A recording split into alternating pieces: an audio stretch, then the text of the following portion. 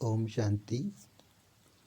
आज हम 21 जनवरी 1969 अव्यक्त बाप दादा के महावाक्य सुनेंगे। सार है शरीर छूटा परंतु हाथ और साथ नहीं। यह मुरली शिव बाबा ने उस समय चलाई थी जब ब्रह्मा बाबा ने शरीर छोड़ दिया था। ब्रह्मा बाबा अव्यक्त हो गए थे। तो इस मुरली में बाबा ने बताया है कि भले ब्रह्मा ने शरीर छोड़ दिया है लेकिन उनका हाथ और साथ बच्चों के साथ हमेशा रहेगा और अब है, अब भी है।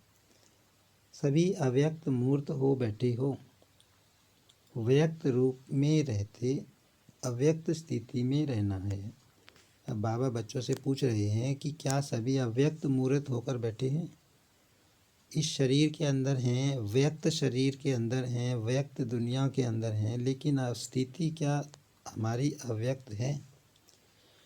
जब अव्यक्त स्थिति में स्थित हो जाएंगे तो उस अव्यक्त स्थिति में कोई उलझन नहीं रहेगी। बाबा कहते जब इस देह भान देह से परे होकर अव्यक्त स्थिति में स्थित हो जाओगे, आत्मिक स्मृति में स्थित हो जाओगे, परमात्मा स्मृति में स्थित हो जाओगे, नई दुनिया और अपने घर की स्मृति में स्थित हो जाओगे, इस दुनिया की बातों को भूल जाओगे, तो बाबा कहते मन में किसी भी प्रकार की उलझन नहीं रहेगी। अव्यक्त स्थिति में रहोगे तो किसी प्रकार की उलझन नहीं रहेगी। उलझन या किसी प्रकार की हलचल बाबा कहते तब आती है जब हम अपने को शरीर समझते हैं, शरीर की दुनिया को देखते हैं, देहधारियों को देखते हैं और देह की दुनिया से संबंधित बातों पर सिमरन करते हैं। वर्तमान समय चल रहे सभी पाठ आप बच्चों को अति शीघ्र अव्यक्त बनाने के साधन हैं। बाबा कहते वर्तमान समय में जो भी पाठ चल रहा है, जैसे कि ब्रह्मा बाबा ने शरीर छोड़ा, तो यह सब पाठ बच्चों को अव्यक्त बनाने का साधन है। डगमग होने की ज़रूरत नहीं। बाबा कहते ब्रह्मा बाबा ने शरीर छोड़ा है, जैसा भी पाठ चल रहा है, लेकिन तुम्हें इसमें डगमग होने की ज़रूरत नहीं है, हलचल में आने की ज़रूरत नहीं है। शुरू में यह की स्थापना भी अनायास ही हुई थी। जब आप शुरू में यज्ञ की स्थापना में आए थे तो आप सभी से निश्चय के पत्र लिखाए थे। यही निश्चय लिखाते थे कि अगर ब्रह्मा चला जाए तब भी हमारी अवस्था, हमारा निश्चय अटल रहेगा। बाबा बता रहे हैं कि जब शुरू में यज्ञ की स्थापना हुई, शिव बाबा की पधरामणि हुई, वो भी अचानक हुई, किसी को कुछ पता नहीं था। तो उस समय जो भाई बहन बने, बाबा के बच्चे बने, उनसे पत्र लिखवाए थे। तो बाबा कह रहे तुमसे पत्र कौन से लिखवाए थे कि भले ब्रह्मा भी कभी चला जाए तो हमारी अवस्था पर कोई असर नहीं पड़ेगा, हमारा निश्चय अटल रहेगा। वह निश्चय पत्र याद है? निश्चय उसको कहा जाता है जिसमें किसी भी प्रकार का, किसी भी स्थिति अनुसार विघ्न के समय संशय नहीं आता। अब बाबा निश्चय की परिभाषा बता रहे हैं कि निश्चय का मतलब क्या है कि ऐसा निश्चय जो किसी स्थिति के अनुसार चेंज ना हो। कोई विघ्न आ जाए, कोई परिस्थिति चेंज हो जाए, सर्कमस्टांस आ जाए, लेकिन निश्चय में संशय ना आए। परिस्थितियां तो बदलनी ही हैं, बदलती ही रहेंगी। बाबा कहते सिचुएशंस तो बदलनी ही हैं और बदलती ही रहेंगी, लेकिन आप जैसे गीत गाते हो ना, बदल जाए दुनिया ना बदलेंगे हम, तो ऐसे ही आप सभी निश्चय बुद्धि आज के संगठन में बैठे हुए हो। अब बाबा कहते कि तुम कौन सा गीत गाते हो कि बदल जाए दुनिया पर बदलेंगे ना हम। भले दुनिया बदल जाए, परिस्थितियां बदल जाएं, सिचुएशंस बदल जाएं, लेकिन हम बदलेंगे नहीं। तो बाबा फिर क्वेश्चन मार्क करके पूछ रहे हैं कि क्या ऐसे निश्चय बुद्धि होकर बैठे हो? आपकी मम्मा आप सबको कहा करती थी कि निश्चय के जो भी आधार अब तक खड़े हैं वह सब आधार निकलने ही हैं। अब बाबा मम्मा की बात याद दिला रहे हैं कि मम्मा कहते थे कि जो आधार इस समय खड़े हैं, जब यज्ञ की स्थापना हुई तो बाबा मम्मा ने कहा था कि ये सब आधार निकलने वाले हैं और निकलते हुए भी उसकी नींव मजबूत है। अगर नींव मजबूत नहीं तो आधार की आवश्यकता है। आधार कौन सा? बाबा का आधार, संगठन का आधार, परिवार के नियमों का आधार नहीं छोड़ना है। 3 आधार बाबा बता रहे हैं। बाबा का आधार, संगठन का आधार और परिवार के नियमों का आधार नहीं छोड़ना है। परंतु परीक्षा के समय जो सीन सामने आती है उसमें निश्चय तो नहीं टूटा।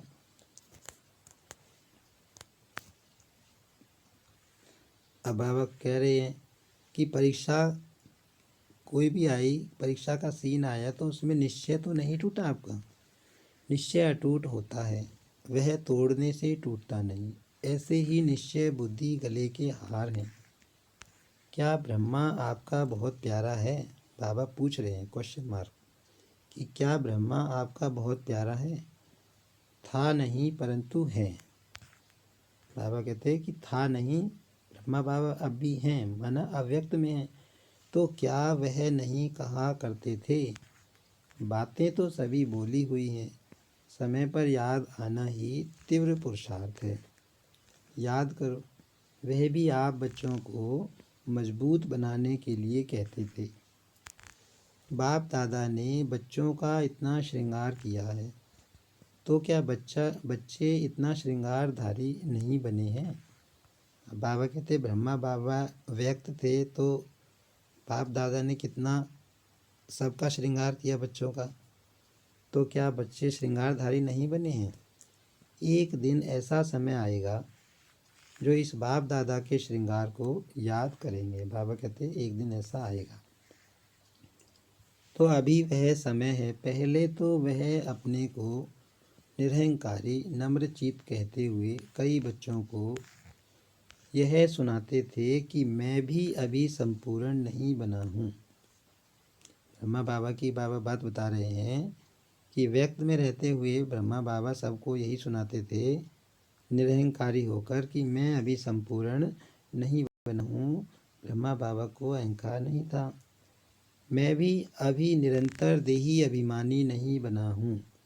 लेकिन आपने अपने अनुभव के आधार से 3-4 मास के अंदर ध्यान दिया होगा, सन्मुख मिलने का सौभाग्य प्राप्त हुआ होगा, तो अनुभव किया होगा कि यह ब्रह्मा अब साकारी नहीं लेकिन अव्यक्त आकारी रूपधारी है।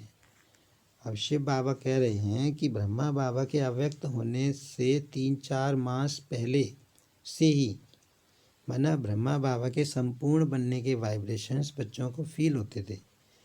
ऐसा महसूस होता था कि जैसे ब्रह्मा बाबा शरीर में होते हुए भी शरीर में नहीं है, व्यक्त में होते हुए भी व्यक्त में नहीं हैं, अव्यक्त हो गए हैं, संपूर्ण बन गए हैं, संपूर्णता की स्टेज प्राप्त कर ली है। तो बाबा कहते सबको महसूस होता था कि वो साकारी नहीं हैं, अव्यक्त आकारी रूपधारी हैं।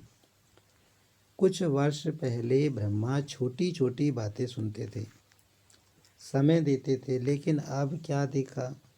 इन छोटी छोटी बातों को न सुनने का कारण क्या था कि यह समय निरंतर याद में बीते। अब बाबा बता रहे हैं कि उससे और काफ़ी समय पहले ब्रह्मा बाबा छोटी छोटी बातें भी बच्चों की सुनते थे, बच्चे सुनाते थे, लेकिन फिर बाबा छोटी छोटी बातों की सुनते हुए भी ना सुनते थे। और ना सुनने का कारण क्या था कि ब्रह्मा बाबा चाहते थे कि उनका ज़्यादा समय शिव बाबा की याद में बीते। क्या आप बच्चों ने उनके तन द्वारा कभी नोट नहीं किया कि उनके मस्तक में सितारा चमकता हुआ नज़र आता था? बाबा कहते कि क्या आप बच्चों ने 3-4 मास पहले ब्रह्मा बाबा की स्थिति से, उनके वाइब्रेशन से यह चीज़ नोट नहीं की? अव्यक्त स्थिति में जो होंगे उन्होंने अव्यक्त मूर्त को जाना पहचाना। अब बाबा कह रहे हैं कि उस समय जो बच्चे अव्यक्त स्थिति में स्थित होंगे उन्होंने उन वाइब्रेशंस को कैच किया होगा, उन्होंने अमूल्य रतन को पूरी रीति नहीं पहचाना। अभी भी स्थापना का कार्य ब्रह्मा का है, ना कि हमारा। बाबा कह रहे हैं कि ब्रह्मा बाबा भले शरीर छोड़ दिया है, लेकिन अब भी स्थापना का कार्य तो ब्रह्मा बाबा का ही है। अभी भी आप बच्चों की पालना ब्रह्मा द्वारा ही होगी। स्थापना के अंत तक ब्रह्मा का ही पार्ट है। अब बाबा कहते ऐसे नहीं, ब्रह्मा बाबा चले गए तो स्थापना का कार्य उनका नहीं रहा। नहीं, बाबा कहते लास्ट तक ब्रह्मा बाबा का ही पार्ट रहेगा। अभी आप सभी बच्चे सोचते होंगे कि ब्रह्मा द्वारा पढ़ाई कैसे होगी। यूँ तो वास्तव में अवस्था के प्रमाण कैसे, क्योंकि क्वेश्चन उठना नहीं चाहिए। अब कई बच्चों के अंदर मन में क्वेश्चन उठा होगा कि ब्रह्मा बाबा चले गए तो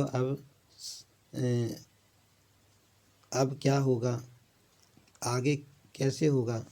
तो बाबा कहते अगर निश्चय बुद्धि है, अवस्था अच्छी है, तो यह क्वेश्चन उठना नहीं चाहिए। माना मन में हलचल नहीं आनी चाहिए कि अब पढ़ाई कैसे होगी, ब्रह्मा बाबा चले गए। लेकिन कई बच्चों के अंदर प्रश्न तो क्या, लेकिन काफ़ी हलचल का सागर शुरू हो गया है। बाबा कहते कि कई बच्चों के अंदर, कई बच्चों की स्थिति क्या है कि प्रश्न ही नहीं उठ रहा, बल्कि हलचल का सागर शुरू हो गया है कि अब कैसे होगा, अब क्या होगा, ब्रह्मा बाबा तो चले गए। यह पहला पेपर बहुत थोड़ों ने पास किया।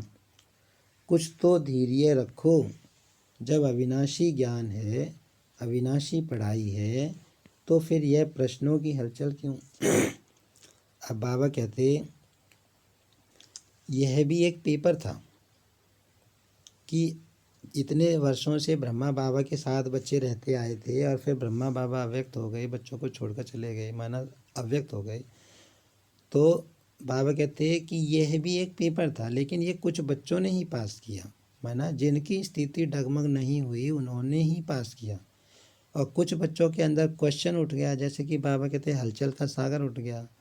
तो बाबा कहते कुछ तो धीरज धरो, माना यह ज्ञान जब अविनाशी है और पढ़ाई अविनाशी है, तो बाबा कहते फिर इस तरह के प्रश्नों की हलचल तो नहीं आनी चाहिए। भले ब्रह्मा बाबा चले गए, लेकिन अब पढ़ाई तो अविनाशी है, माना पढ़ाई तो चलेगी। फिर भी उसी हलचल को शांत करने के लिए समझा रहे हैं। बाबा कहते फिर भी हम बच्चों के अंदर जो हलचल पैदा हुई है, क्या होगा कैसे होगा, उसको शांत करने के लिए बच्चों को समझा रहे हैं। क्लास जैसे चलती है वैसे ही चलेगी। बाबा कह रहे जैसे चलता आया है वैसे ही चलेगी। क्या सुनाएंगे। फिर बाबा बच्चों से पूछ रहे हैं, अच्छा अब क्या सुनाएंगे क्लास में। जो ब्रह्मा का तन मुकर्रर है, तो मुरली उसी के तन द्वारा जो चली है वही मुरली है। और संदेशियों द्वारा थोड़े समय के लिए जो सर्विस करते हैं उनको मुरली नहीं कहा जाता है। बाबा कहते मुरली तो वही है, जितना ज्ञान शिव बाबा ने ब्रह्मा बाबा के तन में आके सुनाया, मुरली तो वही है। संदेशी अगर ऊपर जाती है, कुछ संदेश लेके आती है, कुछ ज्ञान की पॉइंट, तो वो बाबा कहते हैं मुरली नहीं है। उस मुरली में जादू नहीं है, बाप दादा की मुरली में ही जादू है। जादू बाप दादा की मुरली में है। इसलिए जो भी मुरलियाँ चल चुकी हैं वह सभी रिवाइज करनी है। अब बाबा बच्चों को समझा रहे हैं कि आगे अब कैसे होना है, कि जो मुरलियाँ ब्रह्मा बाबा के तन से बाबा ने सुनाई हैं, जो हो चुकी हैं, बाबा कहते वही तो रिवाइज करनी है। जैसे पहले पोस्ट जाती थी वैसे ही मुख्य सेवा केंद्र पर आबू से जाती रहेगी। बाबा कहते जैसे पहले मुरली पोस्ट होकर जाती थी सब सेंटरों पे, सब जगह, ऐसी अब भी जाएगी। क्या आपको 1 वर्ष पहले जो मुरली चली थी वह याद है। अब बाबा पूछ रहे हैं कि आपने जो 1 साल पहले मुरली सुनी थी क्या आपको याद है। अब बाबा रोज़ 4 पेज की मुरली सुनाता है, उसमें से कितने पॉइंट्स हमको याद रहते हैं, बार बार हमें रिवाइज करने पड़ते हैं। तो बाबा पूछ रहा है कल जो पढ़ी होगी वह भी याद नहीं होगी। अब बाबा कह रहा है जो कल भी पढ़ी होगी ना वो भी याद नहीं होगी। कई पॉइंट्स ऐसी हैं जो कई बार पढ़ने से भी बुद्धि में नहीं ठहरती। अब कितना गहरा ज्ञान है बाबा का। बाबा कह रहे हैं कि कई सारी पॉइंट मुरली की ऐसी होती हैं जो कई बार अगर रिवाइज भी कर लें तब भी वो पॉइंट्स बुद्धि से निकल जाती हैं। इसलिए मुरली और पत्र का जैसे कनेक्शन होता है वैसे ही होगा। बाबा कहते जो सिस्टम बना हुआ है मुरली आने जाने का, पत्राचार का, वो वैसा का वैसा रहेगा। जैसे आप मधुबन में रिफ़्रेश होने आते हो वैसे ही आएंगे। बाबा कहते जैसे अभी पहले आते थे ऐसे ही अब भी आओगे मधुबन में। क्या करें, किससे मिलने आवें?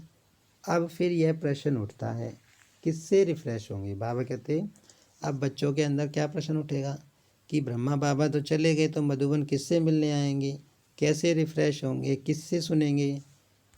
जो लकी सितारे हैं अर्थात जो निमित्त मुख्य हैं उनके साथ पूरा संबंध जोड़कर जो भी आपके सेवा केंद्र की रिजल्ट है, समस्याएं हैं, जो भी सेवा केंद्रों की उन्नति है, जो भी नए नए फूल उस फुलवाड़ी से खिलते हैं, उनको भी संगठन का साक्षात्कार कराने मधुबन में ले आना है। अब बाबा बता रहे हैं कि जो बाबा के अनन्य रतन है, माना शुरू में जो बाबा के बच्चे चले जिनकी अवस्था जिन्होंने अपनी बनाई है ब्रह्मा बाबा के साथ के हैं, शुरू के हैं, तो बाबा कहते उनके साथ उनसे मिलकर उनके साथ ज्ञान में अपने अपने सेवा केंद्र की उन्नति बतानी है मधुबन में आके। और जो नए नए बच्चे बाबा के हर सेंटर पर बनेंगे उनको बाबा का घर दिखाने के लिए माना वहाँ मधुबन में ले आना है। साथ साथ ऐसे संगठन के बीच बाप दादा निमित्त बनी हुई संदेशी द्वारा पूरी सेवा करेंगे। फिर बाबा कह रहा है कि हम भी सेवा करेंगे, बीच बीच में संदेशियों के द्वारा मैसेज देंगे। अभी कोई और प्रश्न रहा? फिर बाबा पूछ रहे हैं कि जो मन में हलचल आ रही थी वो शांत हो गई या अब भी कोई प्रश्न है? आप सोचते होंगे कि लोग पूछेंगे कि आपका ब्रह्मा बाबा 100 वर्ष से पहले ही चला गया। यह तो बहुत सहज प्रश्न है, कोई मुश्किल नहीं।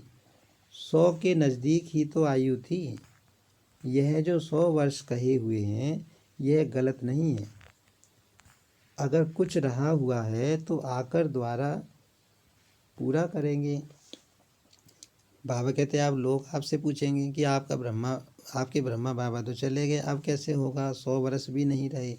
तो बाबा कहते हैं कि 100 के नज़दीक ही तो थी उनकी आयु, और अगर कुछ पार्ट रह भी गया है तो वो अब भी ब्रह्मा बाबा बजाएंगे।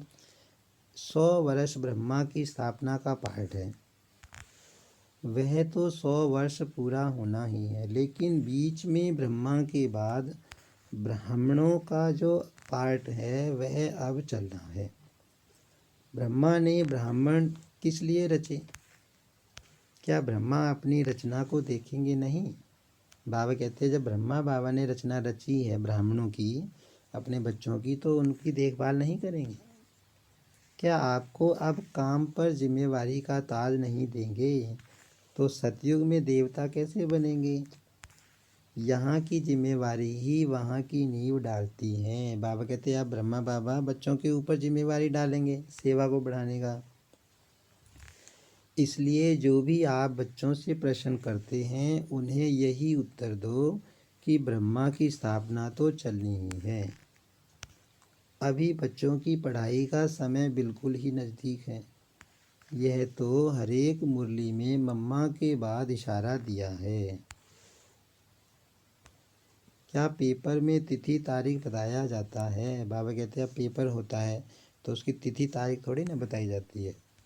जो पहले से ही बताया जाए उसको क्या पेपर कहेंगे? हैं? बाबा कहते हैं अगर पेपर का पहले ही बता दें तो फिर उसको पेपर नहीं कहेंगे। पेपर वह होता है जो अचानक होता है। किसके मन में जो होता है वह अचानक नहीं होता है। रिजल्ट में क्या देखा? पूरे पास नहीं हुए। अब बाबा रिजल्ट की घोषणा कर रहे हैं कि बच्चे पूरी तरह पास नहीं हुए। उनके पास एक पेपर आया लेकिन बच्चे पूरे पास नहीं हुए। कुछ न कुछ कमी एक एक में देखी, फिर भी बहुत अच्छा, क्योंकि समय पुरुषार्थ का है।